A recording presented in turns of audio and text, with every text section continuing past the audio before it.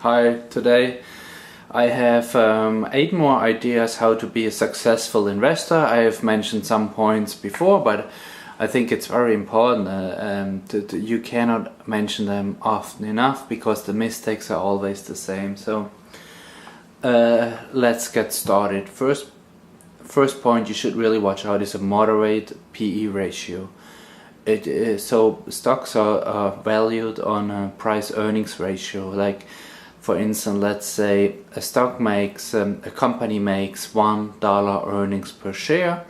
So you can pay a PE ratio of 10 to 15. That means in this example, $1 a share means you can pay a price of $10 till $15. That's kind of solid and that's fair.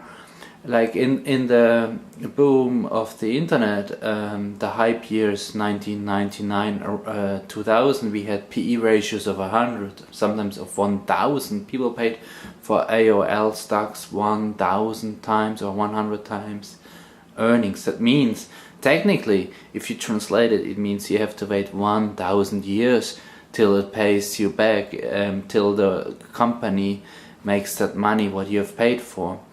Okay, moderate PE ratio.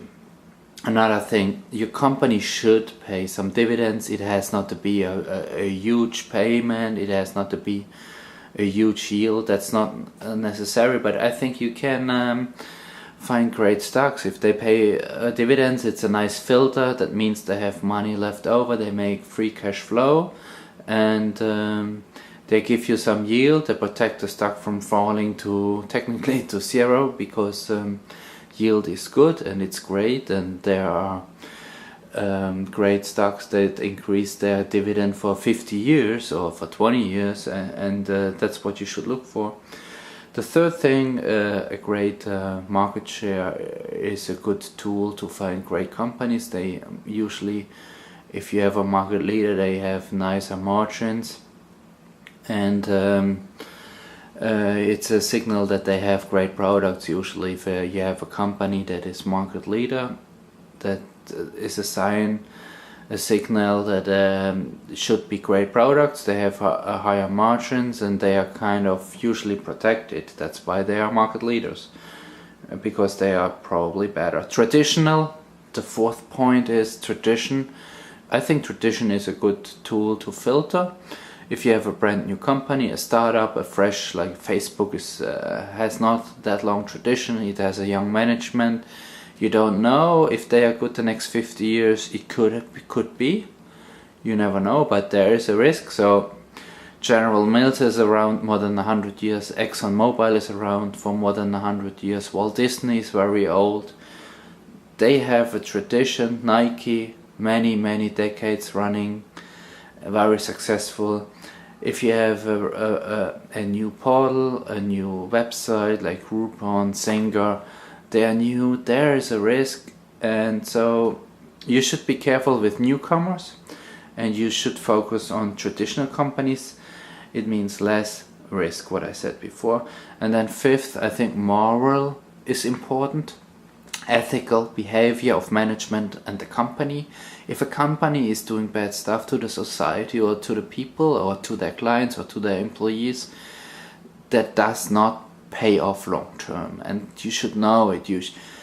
There are many negative examples. The banks, what they did during the financial crisis in the last 5-6 years ago, to rip off clients, to lie to them, or to cheat on clients, it does not pay off. The image is bad, and it's a very bad signal to you. Bad management, bad behavior, unethical employees. That's not good. It doesn't pay off. Northern Trust was a great company during the Great Recession in the 1930s.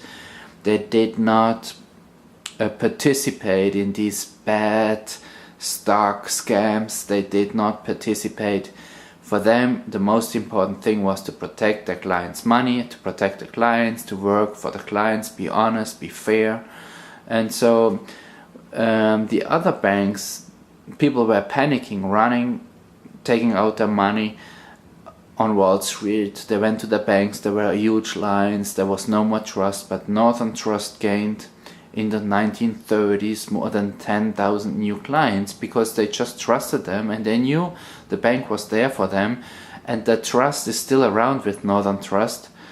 The stock didn't plummet like all the others. Compared to Bank of America, Citigroup, the stock is rock solid, and it pays off, to be fair.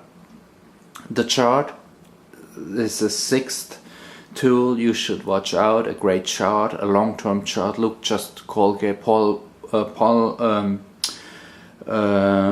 example, Colgate Palmolive is a great chart. It's amazing. Till if you go back, those companies like Exxon 100 years back, the stock charts look just fantastic.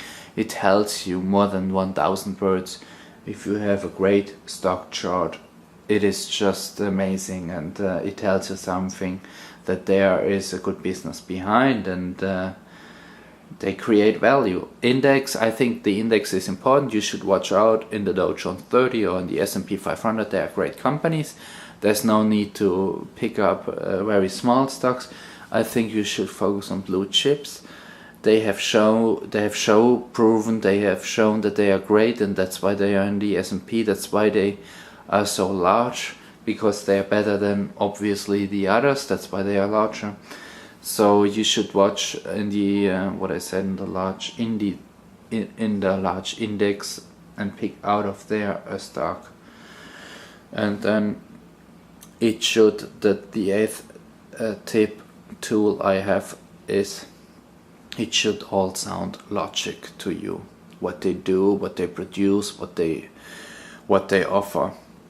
The whole service package should be logic. What they sell, like toothpaste or I don't know, paper tissues, creams, perfume, like oil, gasoline, energy.